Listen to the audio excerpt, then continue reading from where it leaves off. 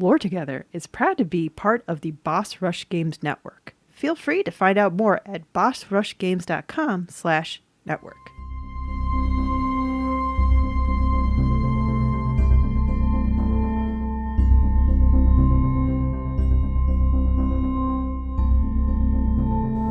Hi, I'm Safi. And I'm Mystic. And this is Lore Together. This is the podcast where a husband and wife team go over all the storytelling, world building, and characters of video games because it's what we like to do together. We lore together. Yep, and this is episode 118. Pretty impressive. We've been at it for a while, guys. It does not, it feels like a long time. It feels so much longer than it probably is because I am currently doing a Let's Play of Jade Empire, which we covered a long time ago, so far in the past that I don't remember anymore because there's so much other lore that's been put into my head. There's so much more lore that we've had to put in the Rolodex of our brain that you can't flip to it really easily. I'm sure there'll be some points where you're playing it and you're like, oh my gosh, that's right. There's been little inklings of that, but it is almost like I'm playing it for the first time. That's actually kind of fun, though. It's kind of fascinating in that way. I wish I could do the Skies of Arcadia, but I've played through that so many times. I only played Jade Empire once. So yeah, that's different. But anyway, this is episode 118, as I said. But if you'd like to get in contact with us and tell us about all the stuff that you've been playing. Yeah, please. You can do that in many different ways. Instagram, Blue Sky, Mastodon, Reddit, YouTube, Steam, and Discord. All in the description below. Mm-hmm. Steam's obviously... You need an invite to the Boss Rush Discord where we are part of the network, but it's a very fine Discord, let me tell you. And if you can contact us via email, you can do that at loretogether@gmail.com. And if you'd like to support the podcast, you can do that in one of two ways. First is thumbs up, 5 stars, 7 hearts, whatever it is, wherever you're listening, we appreciate it. The other thing is through Patreon at patreon.com/loretogether, where you can pay a per episode pledge, not too much, a couple bucks, $1, $2, or $3 per episode to get early access to our episodes, access to our live streams, which some are exclusive to our patrons, some aren't. Yes, that's right. Or our Let's Plays, I should say. Yeah. As well as our voting rights in our weekly live streams where we do character choices and stuff, like our Mass Effect live stream currently, our Mass Effect Let's Play. Sorry, no. It's not current We are yet. not on that yet. We are finishing up Firewatch, and then we'll be Mass Effect. Yes. About 2 weeks from when this goes live. So if you want to be part of that choice, join on the Patreon. Mm-hmm. And now that I flubbed that, should we get onto the game? Yeah. It's been, Oh, also random minisodes. I talk about random things, including a lot of my writing process for the TTRPG I'm running at Gen Con. And there will be a couple other things as writing stuff progresses I'll put on there as well. But we are constantly trying to give goodies and unexpected extras to our patrons, including the time when we asked AI the plot of video games and got some hilarious results. We still refer to it as the Atris. That's Once all in a I'll while, say. yeah. With that, though, Mystic, I don't know what you're covering. All I just know is, once again, you were in woe because you were trying to do the research and it shifted on you. Okay, so let's start. Let's see if we can pick this franchise. Okay. And that'll be our guess. Mm-hmm. This franchise runs from the year 10,000 BCE up until the modern day. I immediately thought Primal Rage, but I covered that one. You did. Civilization? Good guess, but no. Also, I don't know how I'd do a storyline of that. I don't know. I think you would have to talk about the histories of the advisors, like the Gandhi fable and all of that stuff. Yeah. That gets it to real world. Yeah. I imagine it has to be something akin to a real-time strategy game. It is not. Oh. This is black and white? Because there's a whole gods thing going on there? So, no, I can't even get that one to run probably anymore. So, oh, no. That's too bad. I remember that was a big deal. One more guess. I will tell you it is a first-person shooter franchise. What? Excuse me? We already covered Doom. Which, yeah, does actually is more future than past. Turok? No. That's one that's on the list, though. Okay, cool. I was making sure. I also wanted to make sure. I almost said Tuvok, and I know that's wrong. Would you believe Far Cry? Barely. We are finally covering the shenanigans that is the Far Cry series, though. Shenanigans is a good way of putting it. I was going to... So, Far Cry Primal is the one that takes place 10,000 BCE. I forgot that was one of the ones they did. Oh, my gosh. I have never played that one. I have never dove into that one. I intend to. That is not what we're covering today. Okay. My initial idea was to cover the first two games, Far Cry 1 and Far Cry 2, because there is this through line in the developer commentary that a character from Far Cry 2 is the protagonist from Far Cry 1. I had a whole thing written out until I found one thing about 5 hours ago. 5 hours ago. So on the wire. That retconned it, moved Far Cry 1 25 years into the future. What? In terms of timeline, and Far Cry 2 is where it is. So Far Cry 2 is technically the start of the chronology if you don't count Far Cry Primal, which is so far removed. You can't really... there are very few things that are going to influence the other games through Far Cry Primal. Yeah, there's a couple things. Mm-hmm. We'll get to them when we cover it. But there's a couple things that do kind of connect. For instance, it's the exact same landmass as Far Cry 4. Far Cry 4, where did that happen again? I believe that is somewhere in Eurasia, like landlocked Eurasia, a fake country name. Yes, because that's the whole premise too, is that a lot of this involves some weird, like, political kind of upheaval stuff in other fictional countries, though, but they always have a vibe of a certain part of the world. Oh. Because Far Cry 5 takes place in Montana. That's the exception. And that was, I think they were, like, leaning into a lot of, like, the political discourse at the time. So, but we're going to do Far Cry 2. Just Far Cry 2. Because chronologically, it's the first one. Aside from Primal, which is so far removed that... chronologically, in terms of what is relevant to... the modern arc. The modern arc. Okay. So the arcs do influence each other. They didn't at first. Okay. Far Cry 1 was kind of a standalone, and they released a bunch of expansions and DLCs and remakes of it because Crytek was one developer, then Ubisoft took over and made their own versions, especially for consoles. Yeah. Consoles were a different beast at the time. Yeah. So these days you can do a lot more parity between console and PC. Yes. So. Yeah. Parity, not parody, in case you heard that wrong. I just wanted to clarify. So, trying to do this in chronological game order would be a mess. Like, we can't cover Far Cry 1 because it takes place in the middle or at the end. We can't cover Primal because it's so far removed and I haven't played it. Like, I like to play the games before we cover them. And 3, 4, and 5 are somewhat referential to the ones that precede it. So here's the thing. Uh-oh. I'm going to do this briefly. They were all kind of their own anthology thing until Far Cry 5 and 6. Far Cry 5 and 6 kind of tie them together loosely. Interesting. Yeah. Sounds like the CIA is involved. Surprisingly, they are in Far Cry 1, but we're not touching that. Oh.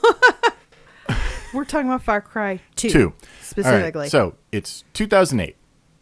All right? That is when Far Cry 2 takes place. Okay. It's also the time that the game came out. That is true for almost all of them except for Primal, obviously. Yes.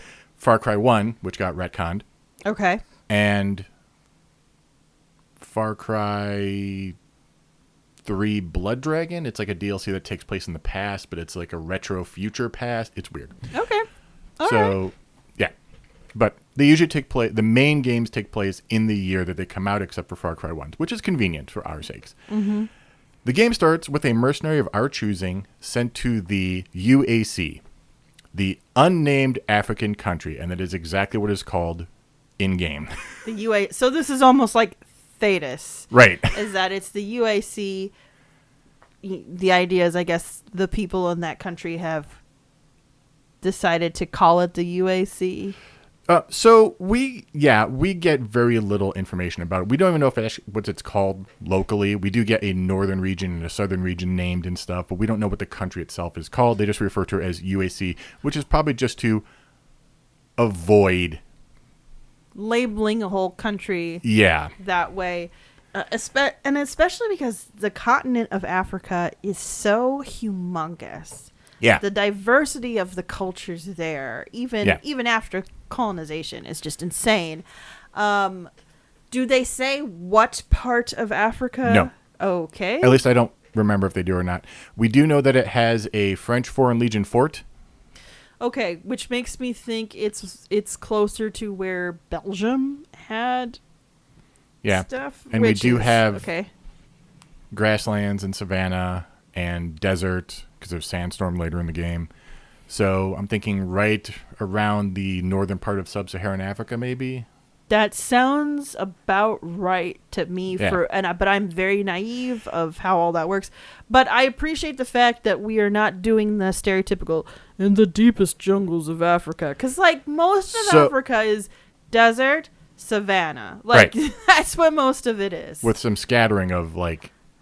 And then of course the coast is totally different. Yes. There are definitely lush places, but they're not as frequent as the dry, arid places. I have removed a lot of character names because there's a ton of character names, but most of them are kind of just replaceable. As you go through the story, it's this person or this person or this person or this person. So it's just kind of like palette swapping depending on your choices. It's not changing a lot of stuff. But I tried to avoid using names because I will not be able to pronounce most of them.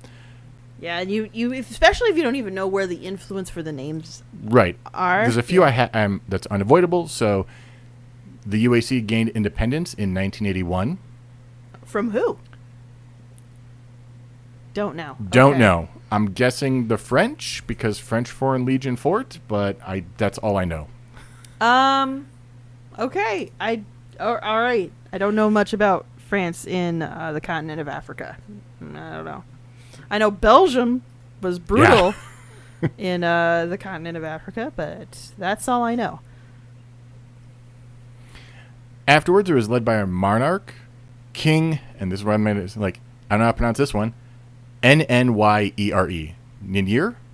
N-N-Y... What? N-N-Y-E-R-E. E-R-E. I'm not... So the only reason I'm not going to try is because a lot of the way that you pronounce stuff in a lot of languages... So... For my writing, I did a studying of just one specific language that's native to parts of Ghana, and I will never master it because there's so many different pronunciations that are very specific. I would say it's not tonal in the same way as Chinese either for some of those languages. It's just very specific, the variation. Right. Okay, thanks for spelling it. Thanks for spelling it. I'll do that. I'll try to pronounce them and then spell it so people can correct me. Please correct us. Yeah, please let us know when we're wrong. For all we know, it could just be a conlang made up by the developers. It could be. It could be like a bunch of initials of the people who wrote that character. I do not know. Yeah. And also this character, this is the only time we're mentioning them. They're just in the background history that we could find like little notes on. So, but the background history, there's a king. There's a king who was king until the First Civil War broke out. So this is post-1981. Okay. The royal family fled, taking the treasury with them. That sounds about right. Yeah. Leaving the country completely impoverished. The new presidential republic also collapsed in 2008 when the president was assassinated by members of his own Security Council in a coup that led to the collapse of the country, allowing two factions to start vying for power, the UFLL and the APR. Okay. This sounds pretty familiar to certain parts of history that I only know gleanings of. Right. Yeah. The UFLL is the United Front for Liberation and Labor, and was primarily formed from the remains of the former illegal Authenticity Party. Oh. following the collapse of the government. Basically, there was a fringe party that was not allowed to be in the government, and this is kind of the remnants. Basically, on paper, it's a left-aligned, free the workers populism group. Okay. All right. The APR is a bit more complex. The Alliance for Popular Resistance is, in fact, not from the UAC, but is a multinational organization that has been trying to make inroads into the UAC for some time. They are, on paper, a more right-aligned fascist group that is made up of a lot of former military members. In fact, it's likely that they are the ones who orchestrated the assassination of the president. Okay, that makes sense. Now, for all their talk and their opposing ideals on paper, both groups are really about their own greed and power within the UAC, which just makes the collapse of the country all the worse. Why are we in the middle of this? It's almost like you read a script, but there was no script for you to read. We are sent to the UAC to assassinate an infamous arms dealer, the Jackal, who is responsible for the continuing destabilization of the country by supplying both factions. It's always both factions, yep. So, this is a bit interesting, actually. As I said, there's some jumbling of the timeline with the games. The Jackal was originally supposed to be Jack Carver from the original Far Cry game 10 years later, but Far Cry 2 takes place in 2008, and Far Cry was kind of rejuggled around to take place in 2025 and in the middle of the modern era timeline. So we can just ignore it. It doesn't change anything in this game. It was only a developer interview that confirmed his identity as being the guy from the first game. So it's a mutable concept, so to speak. Yes. Okay. It is kind of interesting that the antagonist was designed to be the protagonist from the previous game that then just got retconned out. I do like it when we have conversations about what makes you a hero, what makes you a villain, and sometimes it is time or circumstance or trauma, or just perspective. We kind of had that with, what was the JRPG we just covered not too long ago? We had 2 episodes of it because it's 2 different games. Golden Sun. Yes. Where we played 2 different perspectives on the same who conflict, ended up essentially becoming aligned in the end, but at the beginning of the first game, you think you're fighting for the good guys, and then at the beginning of the second game, you're like, why are they making me the bad? Oh! Yeah, exactly. And so there used to be a YouTube show, I don't know if it's still around, and it might have been on, remember Game Trailers? Oh, jeez, yes! GameTrailers.com. Oh, man, early It might have been nostalgia. It might have been on GameTrailers.com, I don't remember, but there was a show on there called Unskippable, where it was like, we're gonna riff on the opening cutscenes that are getting longer and longer in games. I remember this. There was one game where it started with like, that this was the first time I died, and it was the beginning of a game where you end up having like these demon powers, and it was like a high speed gang chase, and the whole time they kept on like, and then this was the 4th time I died, like, just like that was the whole joke. The humor about video games back then, not nearly as nuanced as it is now, believe me. Early days. Oh man. So I remember watching this intro sequence, because it is one of those long unskippable. You know what, I think I did actually watch this one too. That's I the probably only thing showed I it know to of you. this. I think it was before I think it came out before 2008. Oh no. Yeah, you probably did actually. Okay, looking about my life timeline. Oh my gosh. So we get into a cab and enjoy a scenic ride to the only hotel in Pala. The cab driver gives us a rundown of the events happening in the country, and the ride shows kind of how hostile things are becoming. There's fires encroaching, there's fighting happening. Isn't there one point where he has to negotiate with somebody to go through a road too at some point? Yes. Okay. Yeah. So you've seen this at least. Yeah, I know of this part only. I thought this was the first Far Cry, so I'm glad you clarified that for me. Once the cab reaches the hotel, we suffer a malaria-induced seizure and pass out, reawakening in a hotel room with the Jackal standing over us. He's reading our mission briefing. Should be an easy mission. Our target is right here. But we're too weak from malaria to do anything. First, wait, how come we don't have like any vaccine or protection or anything to prevent the malaria? Did we just like get off the plane and a mosquito bit us and haha, you got the malaria? So apparently this is I don't remember what exactly it was, but there's a worse strain of malaria that seems to be more incapacitating, and this does kind of mimic its effects. Oh wow. So I'm assuming they picked that one. But yeah, I always thought that too. Like, did we just get off the plane? Because we got off the plane at the airport and are like... Now, I would also believe that, like, if they don't have a functioning airport in a place as conflicting as UAC, depending on where it is, you might fly to someplace that's more established, like Ghana, Zambia, Zaire, like someplace that has a bit more, stabilized structure to it, and then take local small plane in or local something. stuff, or Yeah. there are people who have also driven across the whole continent of Africa, which is just like insane. So you can do that too. Yeah. So we're too weak from malaria to do anything. The Jackal mocks us for our incompetence. Sorry, we got sick. Like, like it's your choice to get sick. There probably was a vaccine. So I've seen some people say this game has to take place in the 80s based off of the guns and the vehicles. I'm like, but it's a war in Africa.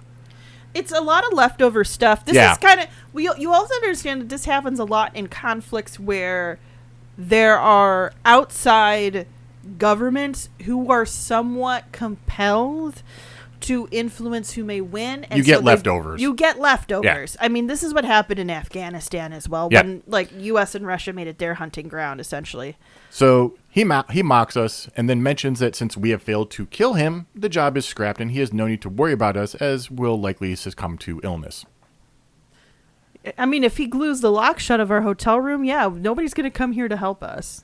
He talks to us about how he doesn't believe in good and evil, only power, and asserts his dominance over us with a a machete, and then leaves, setting down a pistol, and of course we have the machete that he leaves behind. We black out for a moment, only to be awoken by gunfire. That there's a bit of a gunfight happening between the UFLL and the APR, and we're kind of caught in the middle. In our hotel. Yes, we have to fight our way out. We're wounded in battle, but luckily we're saved by either a UFLL or APR lieutenant who employs us and tells us to go to a safe house, clear it out. I like how this is already similar to the beginning of Skyrim in the sense of... When did Skyrim come out again? 2012. Okay. So it might have been influenced... No, 2011. End of 2011. So it might have been a little influence like this, the idea of, like, depending on where you vibe within this emergency circumstance, you're with one side or another. Yeah. After we clear the safe house, we are then tasked with freeing a person that the other side in the conflict has held captive. That captive becomes our first buddy. So, the buddy system. Let's explain this because it's a little interesting. You can pick one of 9 male characters for your player character. Okay. The other 8 plus 3 female characters are all potential NPC mercenaries in the game's narrative. So there are people who have essentially, because it's almost kind of like the butterfly effect, because you're this character who happens to be the one who got this mission, everybody else is now put in these other positions within the same conflict. Yeah. And so they can become buddies. They'll help us on missions. We can help them on missions.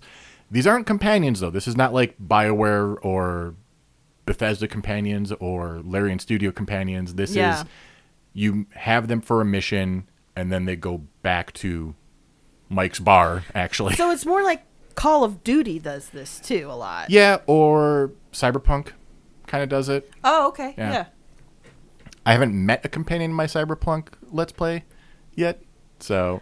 I'm sure I have. I don't know who the companions are. You're going to be a lone wolf. Ooh. Oh, no. I am so bad at this game. Okay. All right. I did this whole thing with Maelstrom, and then one episode later when I started up, Maelstrom was driving by, and I almost got creamed by nobodies. So oh, man. I am not a good player at this game. I will need the help of a companion. Okay. So... the buddies are kind of randomly chosen, and if one should die, another will be available. Okay. We head down to Mike's bar and meet up with our second best buddy and reporter, Ruben. I don't know if I want to do this name. How do you spell it out of curiosity?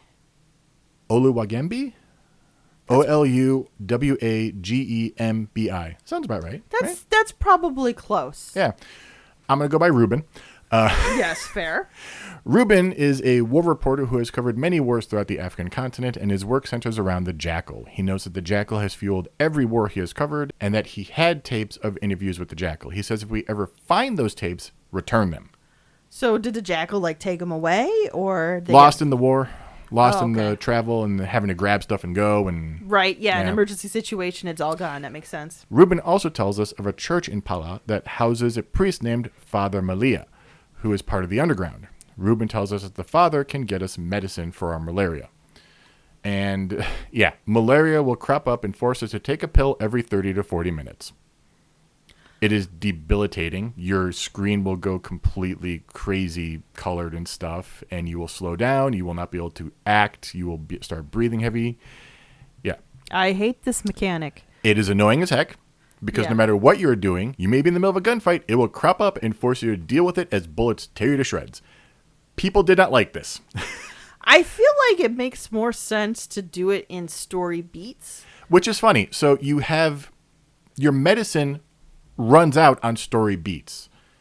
Oh. You will have, if you are in the tutorial, you will have infinite medicine until you finish the tutorial. And then you will have pills until you get to a certain point. Then you have to go get more. You know? I hate this mechanic.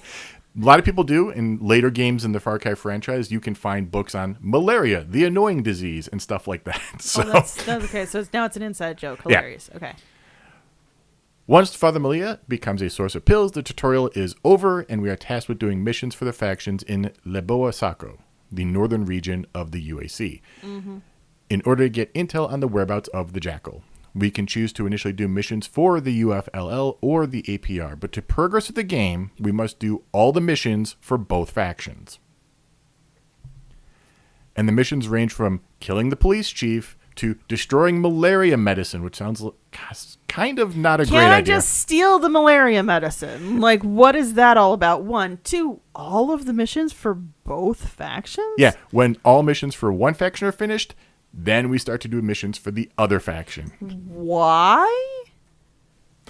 We must also do missions for the underground in order to get malaria medicine. So this is all just known as padding. Yeah. Yeah, I think that's some pretty thick padding right there. Thicker than a drag queen's hips. There it is. When we have done all these missions for the warring factions, the major faction we are currently working for will task us with going down to Goka Falls and assassinating the rival faction's local leader. When we do finish killing said faction leader, gunmen from whatever faction we were working with will turn on us because nobody has any honor here. Right. It's like, oh, you did the one job we want you to do. Bye. Once we escape the ambush in Goka Falls, we'll get a call from Ruben to meet him at the lumber mill outside of Pala. When we Okay. get there, Ruben informs us of a massive offensive taking place in Leboa Saco, and it's all because of what we've been doing. Basically, we have destabilized everything in our hunt for one man. Which is funny, and our hunt for one man is doing a bunch of favors for a bunch of other people that end up being not in the interest of the country Right.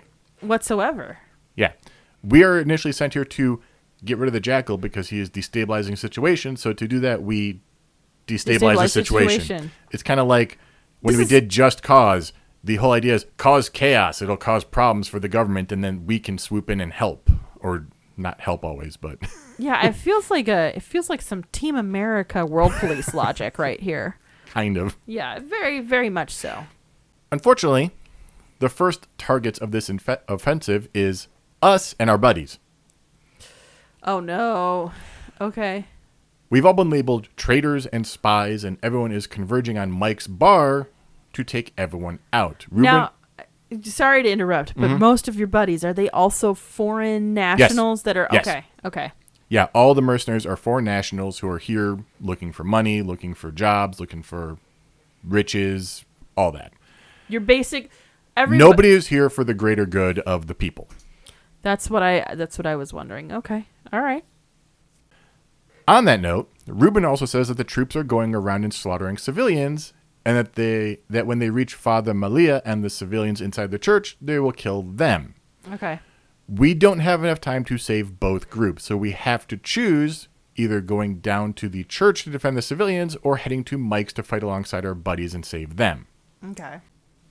I chose the church.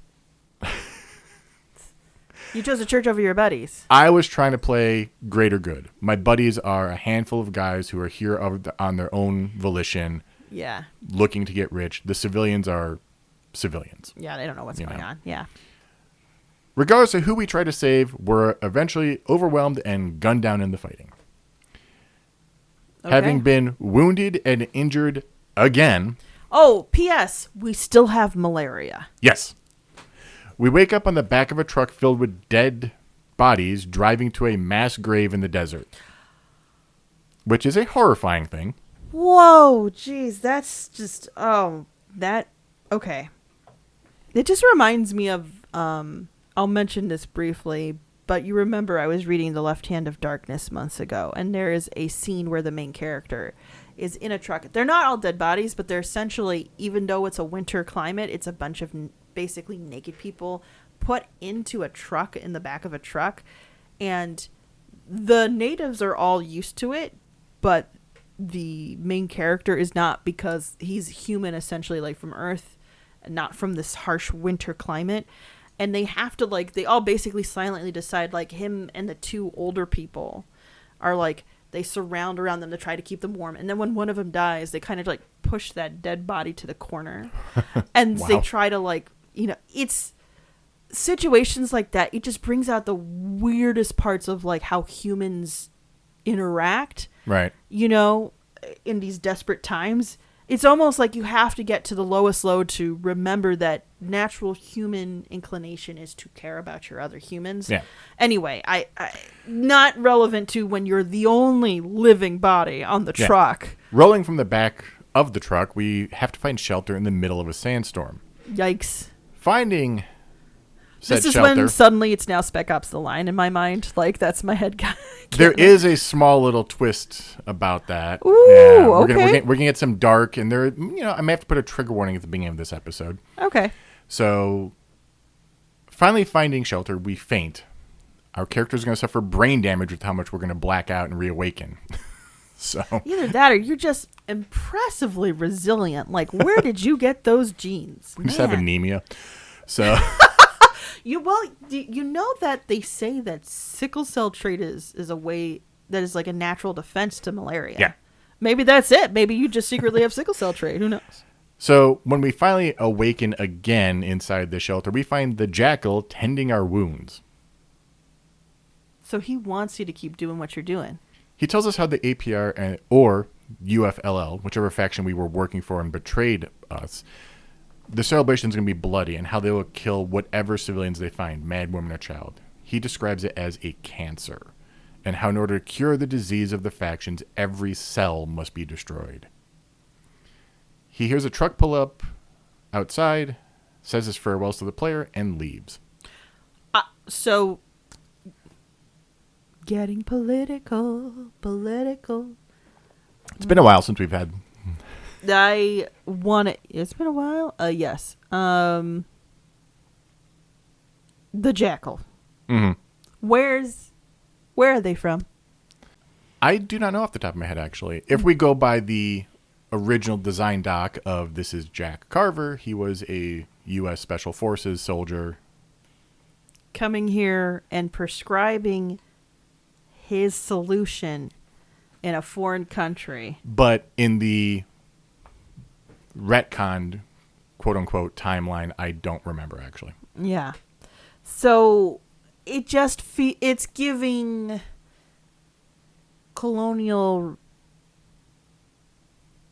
A little bit, yeah. Yeah, it's Or, I wouldn't say, yes, but also you have to remember that these, like, one of these factions is not even from here. They're encroaching in. But I'd probably, still bad, still never the right thing to do. Right. I feel differently about it if it's from a bordering country or two versus, Yeah, a that's fair. power from another continent entirely that historically has had the upper hand in these kinds of affairs. It's just weird because he tells us earlier he doesn't care about good or evil, but he's trying to burn out an evil. There's no good or evil. P.S. We have to irradiate the cancer. So what you're telling me is this is a bad natural thing that happens, and the only way you can get rid of it is to excise it. That's a really dark take. Yeah. on human society. I don't like it whatsoever. Oh, no. This Jackal, not my friend. No.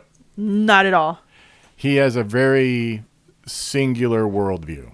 Yeah. Yeah. I'm already not for it. And as much as he says he cares about the civilians and stuff, like they're going to kill all the civilians, like at the same time, he's an arms dealer trading in war. Yeah. Like they're using the arms you sold them Yeah. to kill the civilians.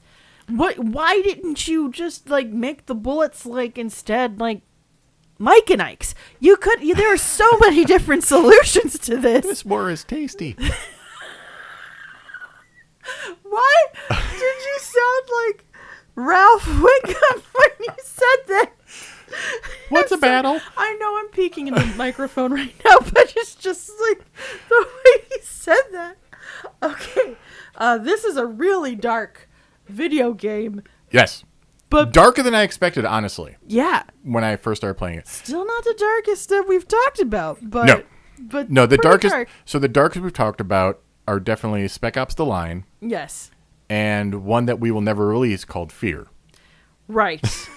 and I remember We will never release that episode, by the there way. was a live stream where we mentioned there was one for Halloween you weren't going to release because we had to re-release, and then literally one of our patrons was like, "Oh, you mean Fear?" It's like, yeah, that's exactly the one. How did you and know? and they're like, "Yep, nope, that No. makes sense. Don't release No, that one." Please don't release that one. We deleted that. We looked at each other, said this should never happen, and deleted it.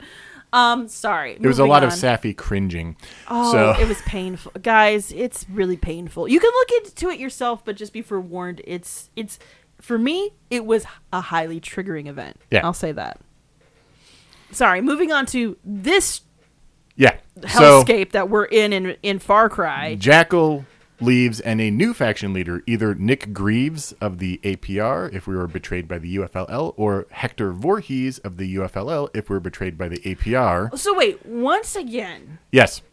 Yeah. Yes, giving colonial. Just Yes. giving colonial. All right. Walk in, and basically they're astonished that we are still alive. Yeah, so am I. Yeah. Whoever it is. So this is the problem with this game, is there is a lot of which side you side with changes the NPC names, but you still have to do a lot of the same stuff. So it's kind of hard to talk about it. So we're going to, yeah. It sounds like the game equivalent of whataboutism. Yeah. Mm-hmm. So he, whoever it is, luckily they are almost always, they're always men actually. Yeah. So talks about how his faction is retreating down south to Boa Seco. And says that since we are at his mercy, fair, we have to go down and kill the leader of the rival faction up here in the northern province. So yeah, we're a pawn. Yeah, I don't like this chessboard. I want to get off of it, and This chessboard is going to get messy. So our new friend says it should be easy, as the faction leader that had us killed, quote unquote, Yes. is having a troop rally and is out in the open. Our friend tells us to meet him in Cephapane once we're done, and leaves us a truck to drive down to the troop rally and fulfill our goal. This sounds way too convenient for me. Like, everything feels like a setup now. Finally done with that cutscene, we can resupply and heal up. Once we drive to the troop rally, we find our traitorous leader standing on top of a truck, giving a celebratory speech to his troops. It's an easy shot. Like, It still feels like a setup. once they are dead, we head to meet up with our new friend at Cephapane in Boa Seco. When we get there, we are read in on a new plan to reignite the conflict. So in the wake of a lot of stuff, the powers that be in the factions decide to start maybe talking ceasefire. This new friend of ours wants to keep getting paid, and also wants to keep their head on their shoulders. And a Yes. peace deal is not going to let both of those things happen. You know what the other thing about you keep your head on your shoulders? A plane ticket out of this place. Like, just get out of here. In order to do that, the faction leader sends us on a mission to meet up with another mercenary who will become our new best buddy on an island in the lake south of Port Silao, and help them escort a barge of weapons that the Jackal had hidden away. We're to bring the barge right into Port Silao itself. The barge has all the markings of the rival faction. And when the faction we're working for sees this pulling into the harbor in the middle of peace talks, things will go crazy real quick and reignite the conflict. Poorly, absolutely. Yeah. We meet up with our new buddy on the barge full of weapons and take control of the barge's mounted grenade launchers to defend it from enemy boats, mortars, rocketeers, and other troops stationed around the port itself. Basically one of those turret sections that was very popular at the time. I'm going to blow things out from the sky. Yeah, pow, pow, pow. Yeah, that was definitely... That was a thing for about 6 years of every game needed a turret section. I feel like that's still a thing in like certain games. They're like, hey, remember what was cool? Turret sections. Let's go. Once we finally reach the port, we are sent by our new buddy to warn the doctor in town while our buddy docks the boat at the marina. As we warn the doctor of the incoming bloodbath, gunfire and explosions can be heard outside. We have terrible timing, but we made an effort. Oh my gosh, that's so sad. It's so... Oh man, the ennui of all of this is just... It's soul crushing. Yeah. Well, in the doctor's office, we get to meet our new second best buddy who warns us that we have to leave through the back entrance. An attempt was made to have a best buddy, and now we need a backup best buddy. This is so bad. When we exit, it becomes abundantly clear that our mission was a success. The ceasefire in Port Salau has broken, and both factions are tearing it up in the streets. Once we escape the battle, without falling unconscious for once, we get a call to help our buddy who was ambushed by enemy troops while docking the boat in the marina. Okay, so we go back to the original best buddy? Yes. Okay, all right. They're not expendable like the other, 9 we left behind? What the heck? Oh, no, you don't get all of them in the first act. You get a few, and then you get a few. Oh, there's sprinkles here and there. Okay. Rescuing them, we are free to finally continue our hunt for the Jackal by, again, doing missions for the factions. There is absolutely no way that this can go bad. This feels... First of all, again, padding for padding's sake. Yes. This feels... Again, like a lot of whataboutism, because... I get it. I think around 2008 was when the consciousness of younger millennials was like, hey, what if the U.S. stopped trying to police all the things? And so that was kind of the commentary that was going around. But I don't think everybody was at a point where they really knew how to talk about it. Like, we were not willing to name the U.S. as a colonial power because we felt like we fought off colonists, even though we are totally a colonial power. And it was just one of those things where we were really just kind of in the nascent stages of having this conversation in art. Right. Video games included. Yeah. So once we've done all the missions for the factions in Port Salau, the idea of a peace deal reemerges amongst the factions, and we're sent by one of the factions to retrieve a case of diamonds. So there's tons of diamonds here. They're all conflict diamonds. Oh my gosh. So it's always diamonds in these stories, too. It can't be anything else more unique or special or... Right. I would respect it more if they said unobtainium at this point. Right. So we have to retrieve a case of diamonds from the other faction's leader. It's a bit of a peace offering. Yeah. When we head downstairs after getting the assignment, our best buddy will warn us not to deliver the diamonds back to our boss, but instead bring them to the airfield so we can both leave. Our buddy has a gut feeling the war ending could mean death for both of us, which is fair. Fair? Yeah. But also, maybe let this country heal? When we head to the faction stronghold to retrieve the suitcase of diamonds, we'll find blood and bodies strewn about everywhere. And when we walk up to the room where the other faction leader should be, we'll find the leader dead on the floor next to a suitcase of diamonds. We'll grab the suitcase, but are immediately knocked to the floor by none other than the Jackal. The Jackal. I was like, where is this? Okay, this guy has a prerogative. He's decided that these people are a cancer. Even though, guess what? They're starting to resolve their own conflicts, and you're like, but, the only way to really get rid of y'all is guns. He tells us that he wants the war to continue, as peace would only allow the faction leaders to commit terrible crimes against their people without being under the public eye. What? Which is a really weird take when there's better ways to go about that. That logic is very tortured. This is a man who has guns as a hammer and everything is a nail. Like, I just the actual ethical leaps you have to go through, the hoops you have to jump through, right. to justify this. I mean, who hurt the Jackal? Are we gonna find this out? Who hurt the Jackal? Again, if we're going to take Far Cry 1 As it was that the U.S. character- government hurt. it was the Jackal. U.S. government. It was the powers that be. It was secret government shenanigans and stuff. Yeah. So the they, them, Yes. the big bads of all conspiracy theories. Yeah. Yeah. But Far Cry 1 now takes place in the future, so Yeah. the Jackal knocks us unconscious. Yeah, that's a classic. We're gonna have tactic. brain damage. So yeah, we're not coming out of this without some lesions on our brain. This is not good. And walks us, leaving us to take the blame for all the mayhem he left behind. We wake up in an old slave outpost and can hear our buddy in the cell next to us, basically doing an "I told you so" and saying how we should have just driven the diamonds over to the airfield. You didn't even have an opportunity to do Right. that. Right. 1, 2. Wait a second. So when you say old slave outpost, is this like during the? Are we talking about? Okay, we don't know. I don't know. You don't know when. I don't know.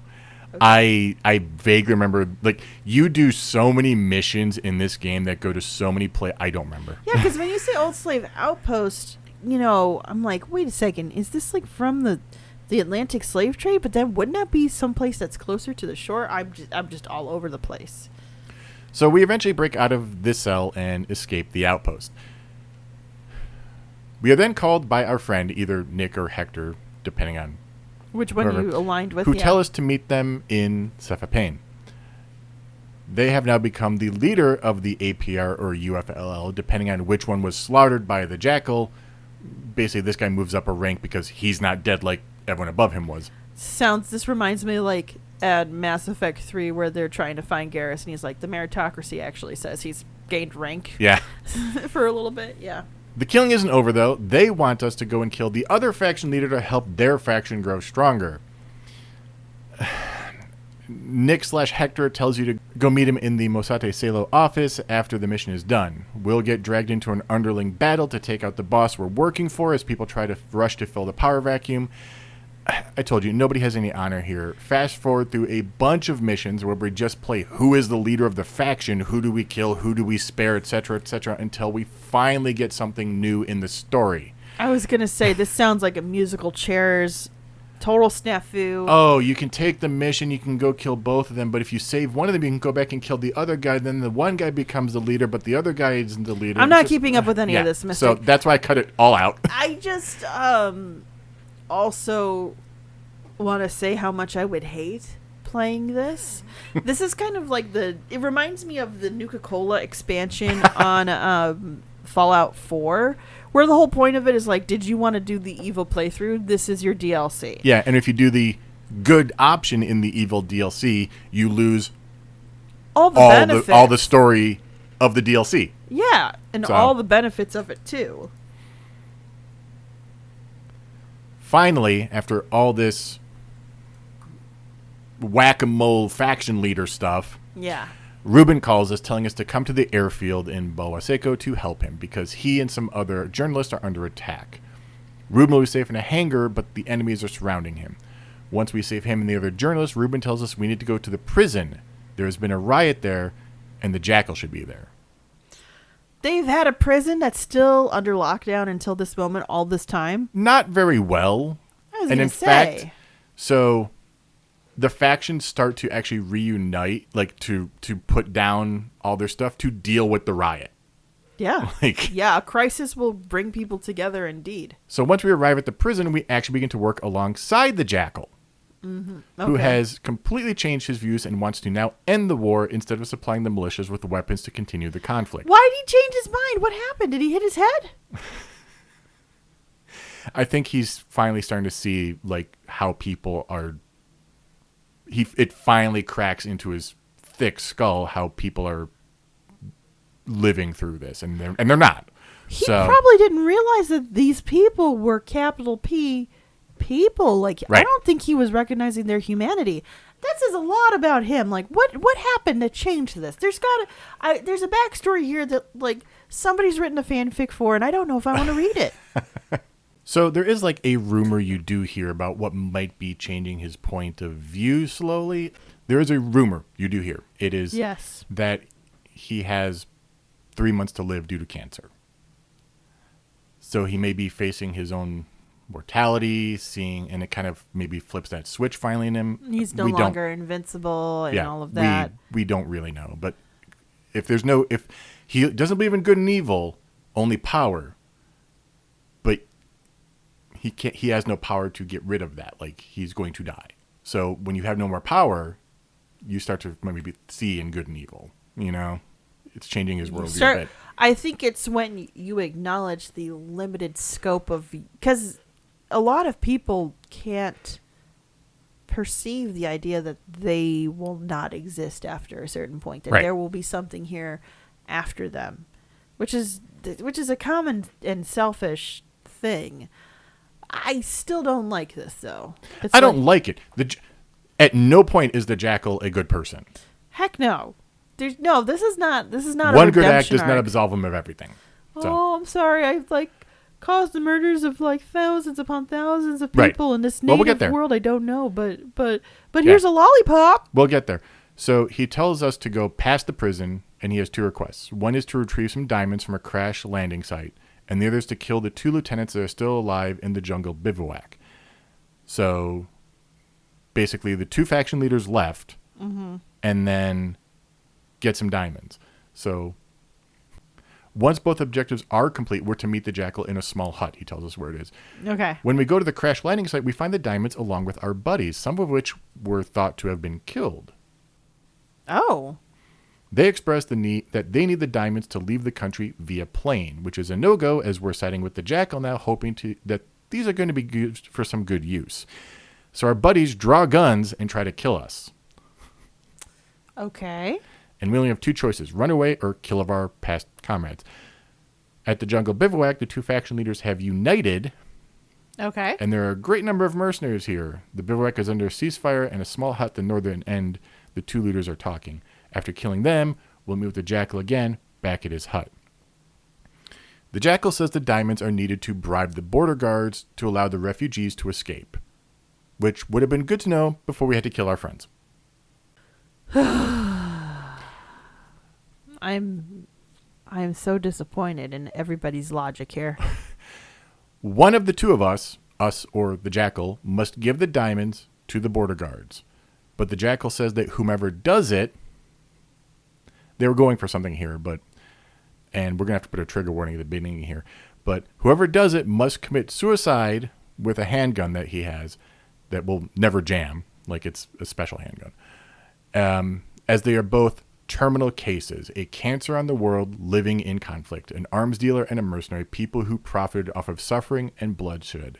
He says they have no place in regular society. So it's kind of, they're trying to have their Spec Ops The Line moment without setting it up. Yeah, as that well. feels completely unearned. That feels completely unearned. I already have an idea of how you could make it better, but I want you to finish this and then I'll say it. The other one will head to a canyon with a car battery and detonate a bomb there to stop the border guards from advancing on the refugees. They will, however, be killed in the explosion.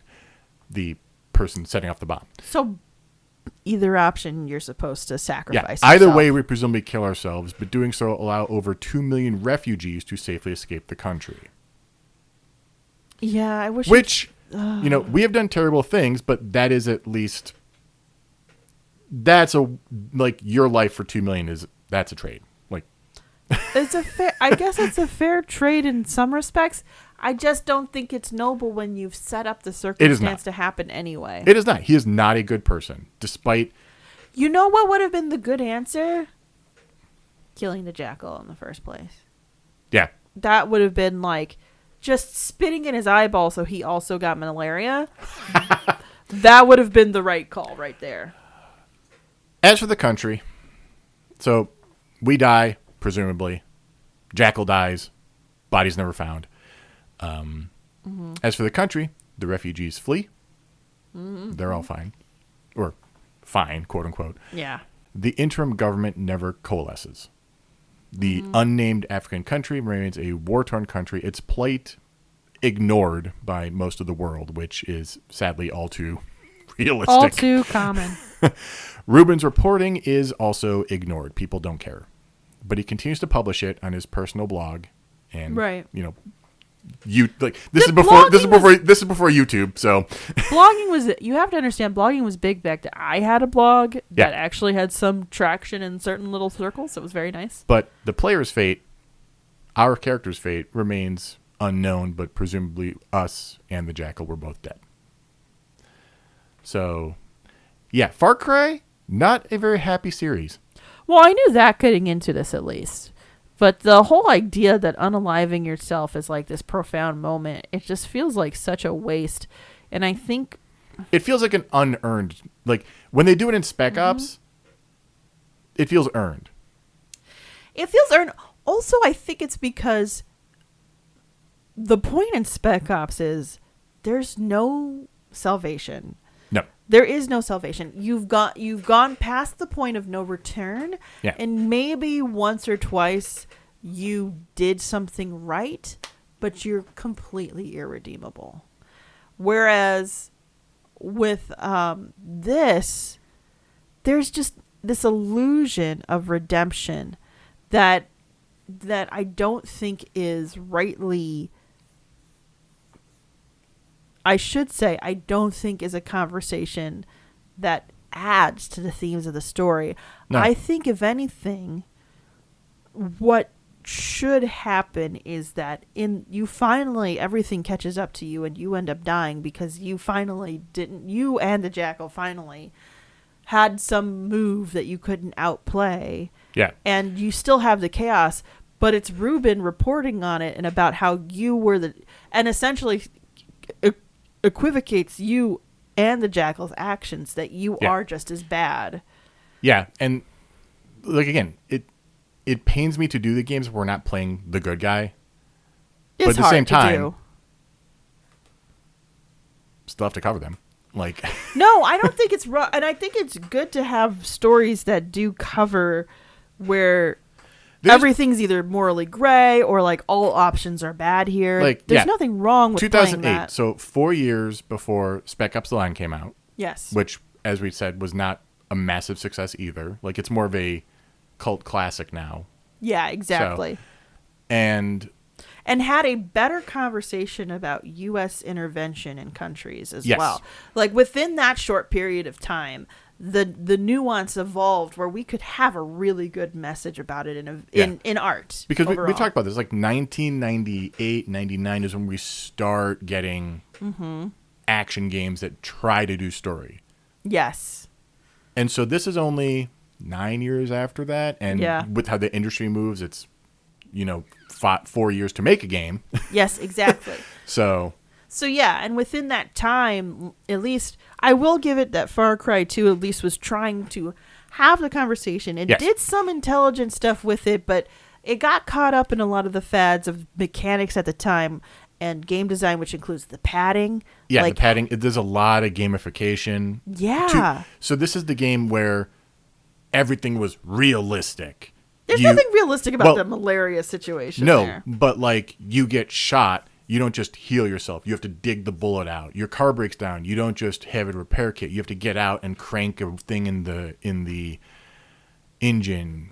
There's your gun jams. You have to pull the bullet out. So it's a lot of that type of stuff. There's a lot of canned animation stuff happening, and it's just product of the era. This is also the era of gray and like monotone grays and browns and stuff. Yeah, everything. Where this game is same a palette. little bit of a breath of fresh air in that regard, as that it's very.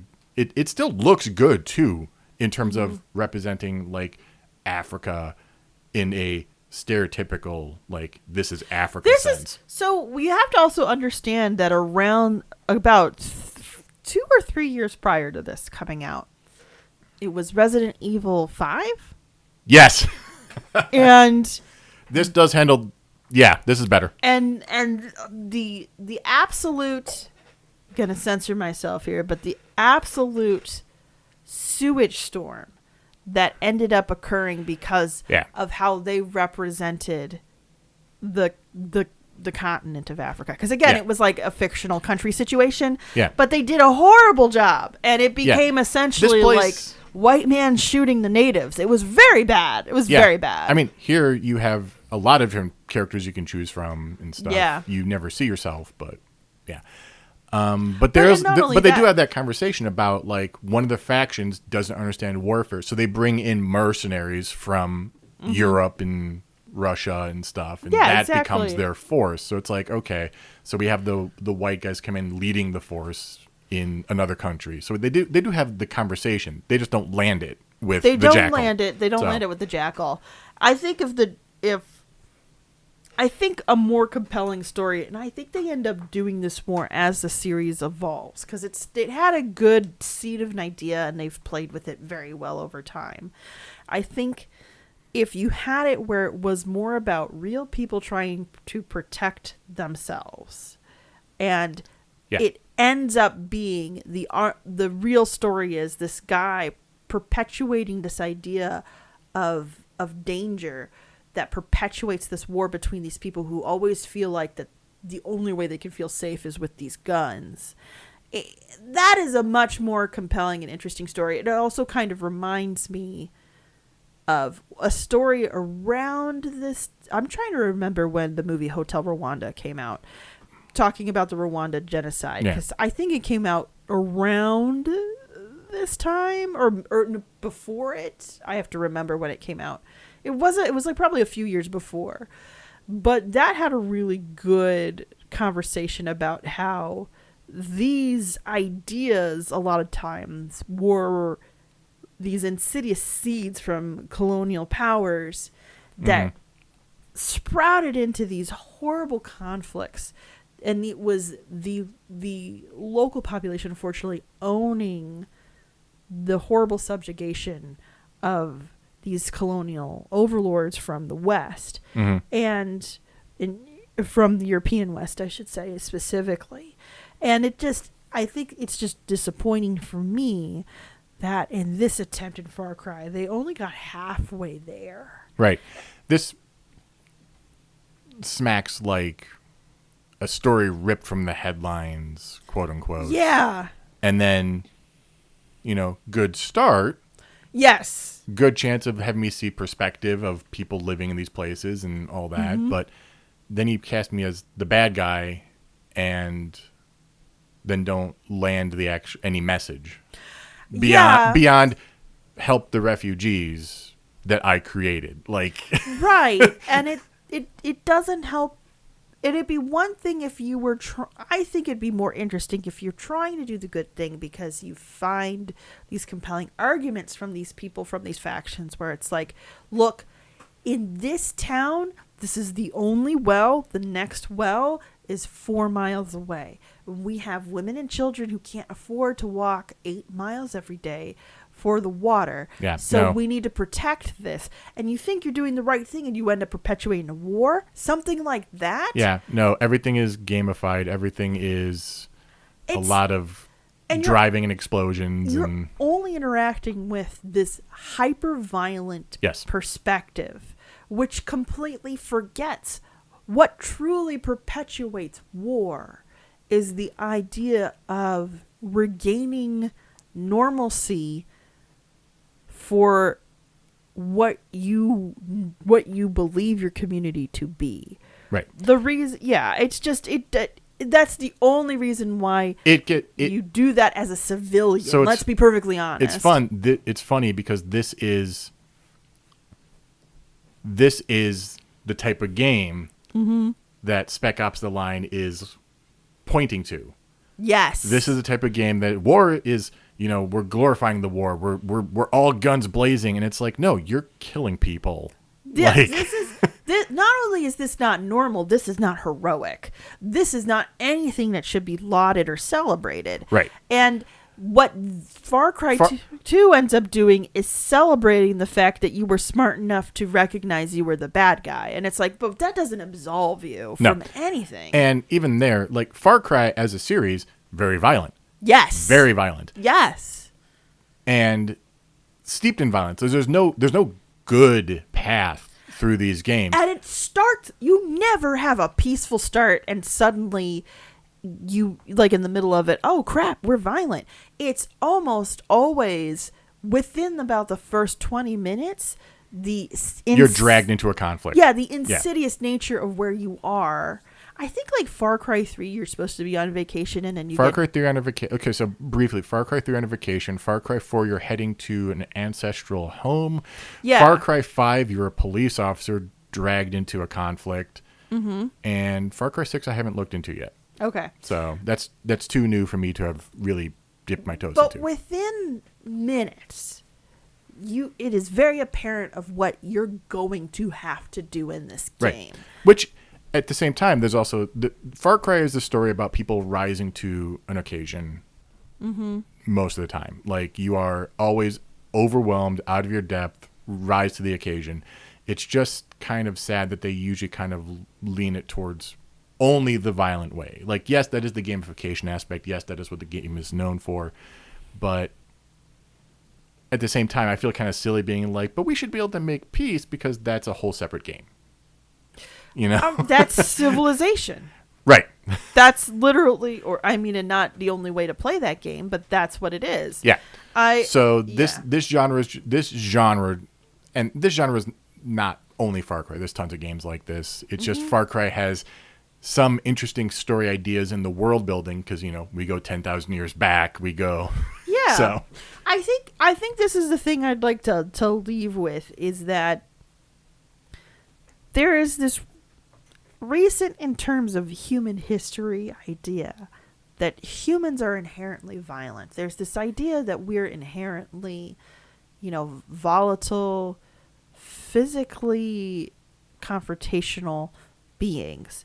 And I think it's a misunderstanding of human nature because what a lot of the violence has arisen from was a protection of the groups of who we are.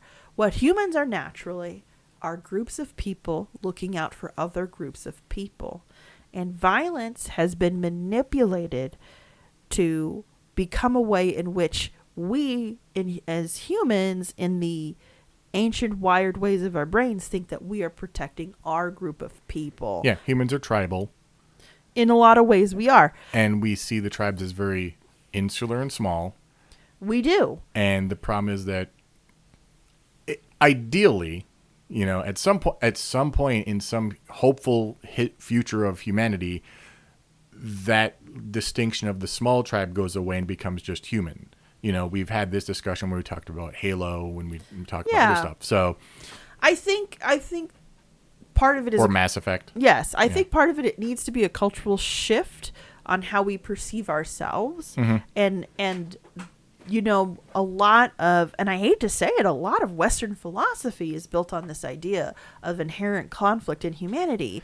When it's reciprocity within ourselves is just the more natural way that we act with each other. It's funny. You'll get a lot of Western philosophy from the Jackal when he does his monologuing. You'll get some Nietzsche in there. You'll get some... Yeah, like Nietzsche and Hobbes and a bunch of other stuff. Inherently flawed perspectives on how humans actually function in our natural surroundings. You have to understand that humans came from, and it's interesting if Far Cry 2 tries to be from this background, and therefore say that this is like going back to the thesis of this is a natural, like a cancer.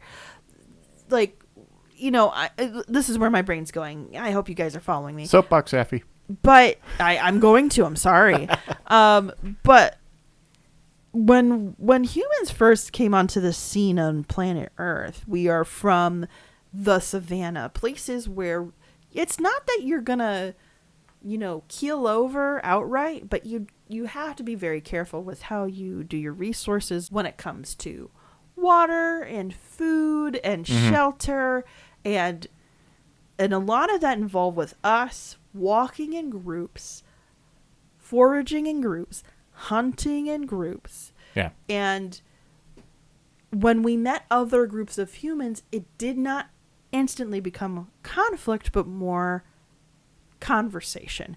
And you will find in history, for small group meeting small group, more likely to have conversation than conflict until the last few hundred years, I'd say. Yeah. I don't think that, I mean, I'm sure there are historians who could actually argue with me about this, but I think if you're talking about in the whole of human experience on this planet, that it's very interesting to think about how we've evolved to think that conflict is how we unite ourselves. And how did we trick ourselves into believing that? And I think Far Cry 2 is kind of a symptom of the idea of that this conflict is a natural thing. So the only solution Is conflict. Or a violent disruption to the source of the conflict, Yeah. which is Jackal and our main character. Yeah. I'm sorry. I think about this stuff way too deep. I'm going to stop. It's a good place to stop. Yeah. I'm so glad I didn't cover the first game. I was planning to do 2 games in one episode. We went... There's so much to say. Because even when a game is flawed, you can have a pretty good conversation about what it's trying to say. Right. And I think there's a lot to comment on about what it could have said better. Yeah, and I think there is some aspect of the game where the game gets in the way. Yes. So, and I think that's true of the series as a total. Like this, the game aspect gets in the way. This is an interesting. I'm going to say it like this, Mystic. This is a very interesting hypothesis, and not that you're going to keep going through Far Cry anytime soon after this. But the next time we cover a Far Cry game, I want to come back to like, how is the gamification actually hindering the message within the game? I really want to. Yeah. See where you see this.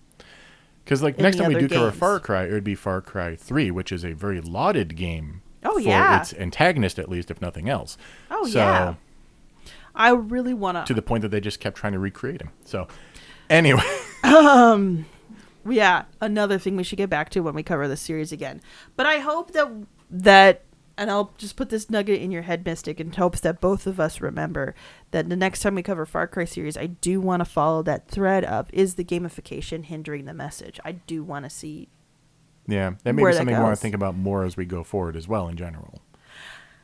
Yeah. You know, especially as we're starting to get into more story-based games as the industry evolves, is your game in the way of your story sometimes? And, you know, maybe you know, not the whole game, but maybe one system or 2 systems is in getting in the way of your story. Right. Dude, that makes me want to go on a tangent about Sims 4, and I'm going to stop right there because that is not what we're planning to do on this episode at all. Thank you guys for listening. Thanks so much. We'll be playing this. Next week, we're taking a break to go on vacation. Yay! Yep. So we'll hope to catch you guys at stream later. And, of course, always remember that our off-week Let's Plays are still happening. We are finishing out Firewatch, and Mass Effect 2 begins soon. So if you want to vote in choices and stuff. What's the level of patron you got to be? $3. Mm-hmm. All right. We would love to hear your opinions about what you want. And if, as we start playing it, you don't like the choices our patrons did, the only solution is become a patron. Also, patrons get double votes in the live stream chat if you join us live. Yep. So, thank you for listening. Thanks so much, guys. We'll catch you next time. Bye. Bye.